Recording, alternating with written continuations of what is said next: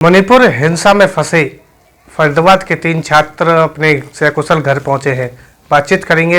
ऐसा ही एक छात्र फरीदाबाद का हमारे साथ है, गांव झांसतली में हम मौजूद हैं। भाई साहब, क्या नाम है आपका? अमन डागर। डागर, किस तरीके से वहाँ माहौल था? मणिपुर से आए आप?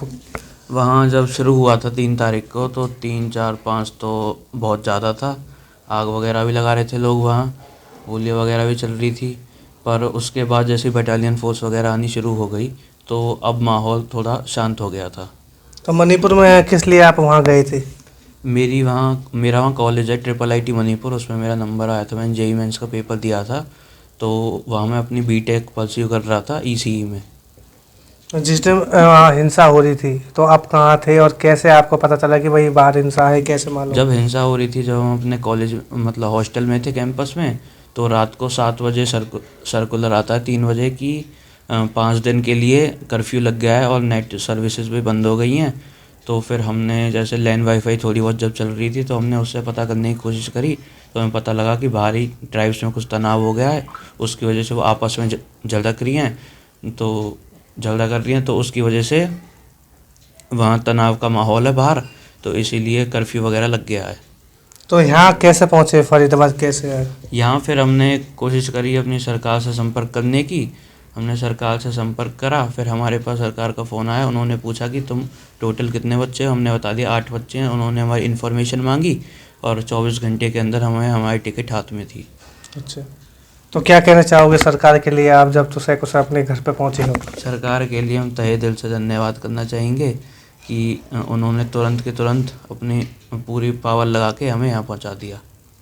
तो ये थे हमारे साथ अमन डागर, जिन्होंने अपनी आपबीती बताई। जिस तरह से मणिपुर में हिंसा वहाँ चल रही थी, ये हॉस्टल में थे, इन्होंने अपने वहाँ सरकार से अपना कांटेक्ट किया। सरकार के द्वारा उन्होंने धन्यवाद भी कर रहे हैं जिस तरीके से वो अपने घर पहुँचे। Jitendra Beniwal, living India news, Faridabad. Manipur हिंसा में फंसे फरीदाबाद के 3 छात्र अपने सकुशल घर पहुँचे हैं। बातचीत करेंगे। ऐसा ही एक छात्र फरीदाबाद का हमारे साथ है, गाँव झांसतली में हम मौजूद हैं। भाई साहब, क्या नाम है आपका? अमन डागर। डागर, किस तरीके से वहाँ माहौल था? मणिपुर से आए आप? वहाँ जब शुरू हुआ था 3 तारीख को, तो 3, 4, 5 तो बहुत ज़्यादा था। आग वगैरह भी लगा रहे थे लोग, वहाँ गोलियाँ वगैरह भी चल रही थी।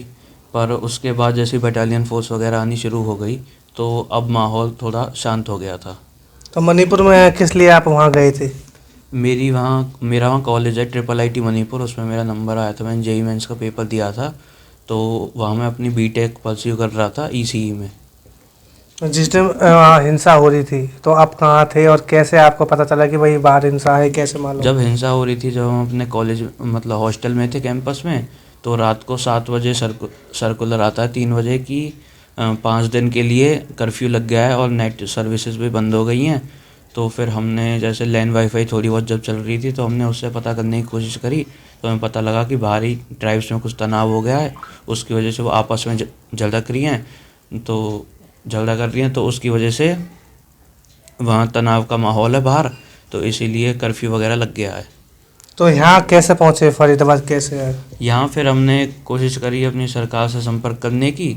हमने सरकार से संपर्क करा, फिर हमारे पास सरकार का फ़ोन आया। उन्होंने पूछा कि तुम टोटल कितने बच्चे हो? हमने बता दिया 8 बच्चे हैं। उन्होंने हमारी इन्फॉर्मेशन मांगी और 24 घंटे के अंदर हमें हमारी टिकट हाथ में थी।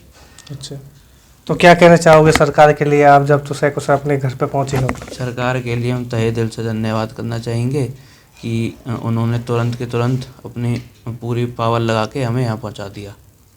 तो ये थे हमारे साथ अमन डागर, जिन्होंने अपनी आपबीती बताई। जिस तरह से मणिपुर में हिंसा वहाँ चल रही थी, ये हॉस्टल में थे, इन्होंने अपने वहाँ सरकार से अपना कांटेक्ट किया। सरकार के द्वारा उन्होंने धन्यवाद भी कर रहे हैं जिस तरीके से वो अपने घर पहुँचे। Jitendra Beniwal, living India news, Faridabad.